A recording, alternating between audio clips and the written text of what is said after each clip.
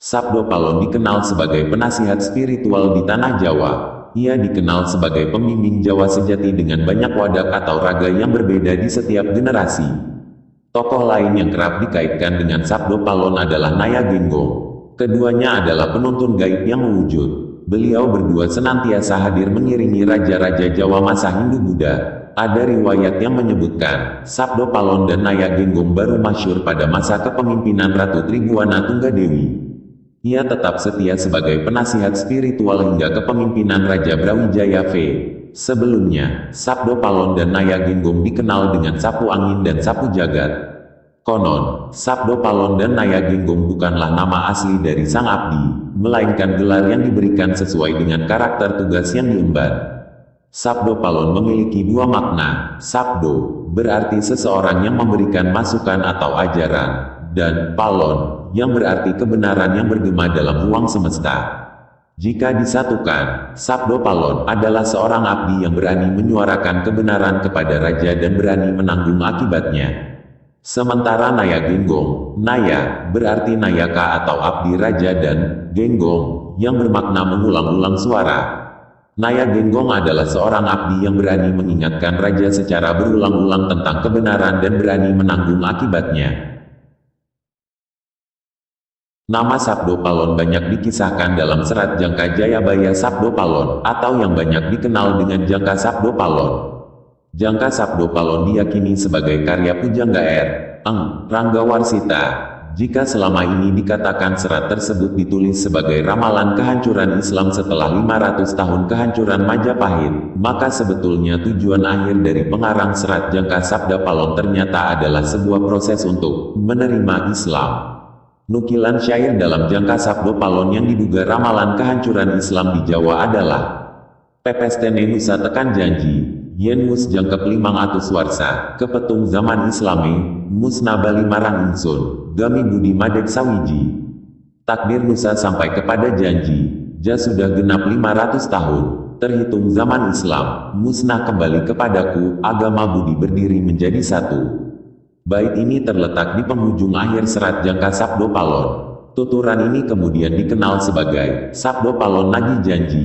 Sabdo Palon memberitahukan tanda-tanda sosial dan tanda-tanda alam yang akan muncul di zaman kembalinya nanti. Selain itu ada juga tuturan dalam serat tersebut yang konon meramalkan terjadinya huru-hara akhir zaman.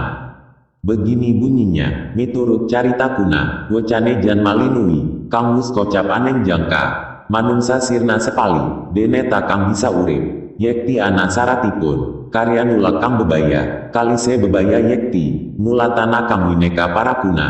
Terjemahan bebasnya, menurut cerita kuno dari para leluhur yang memiliki kelebihan dalam spiritual, semua cerita yang disampaikan para leluhur telah tertulis dalam kitab Jangka.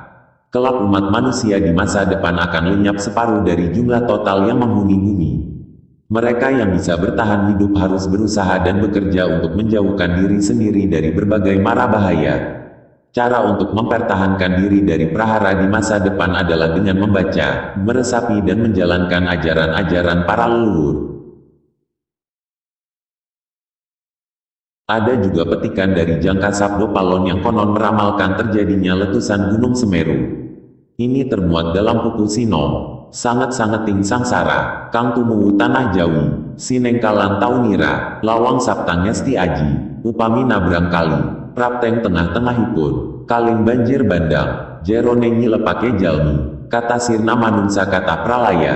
Terjemahannya, sangat-sangatnya sengsara yang timbul di tanah Jawa, ditandai pada tahun 9781. Seumpama menyeberang sungai, sampai di tengah-tengahnya, sungainya banjir bandang.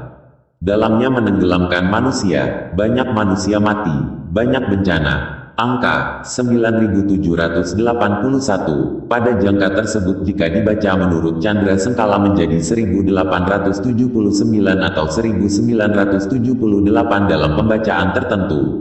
Pada tahun 1978 inilah Gunung Semeru meletus. Ramalan tersebut juga dinisbatkan pada meletusnya Gunung Merapi pada 2010 yang lalu. Ini berkait dengan janji Sabdo Palon Naya Genggong sebelum moksa, dan ingatlah keharuman air wangi nanti akan bertahan selama 500 tahun dan 4 zaman. Hitungan zaman paling dekat dalam penanggalan Jawa adalah sewindu, 8 tahun. Jika demikian 4 zaman dikali 8, berarti 32, maka isyarat meletusnya Gunung Merapi terjadi 32 tahun sesudahnya.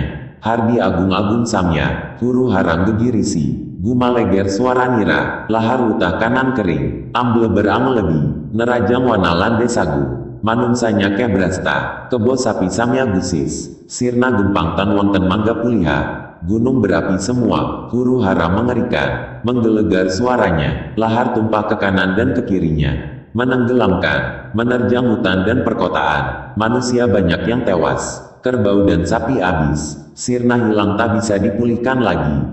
Namun lepas dari itu semua, Serat Jangka Jayabaya Sabda Palon tidak lain merupakan sebuah karya sastra. Bait-bait yang termuat di dalamnya bisa menjadi bahan refleksi kesadaran umat seluruhnya di tanah Jawa.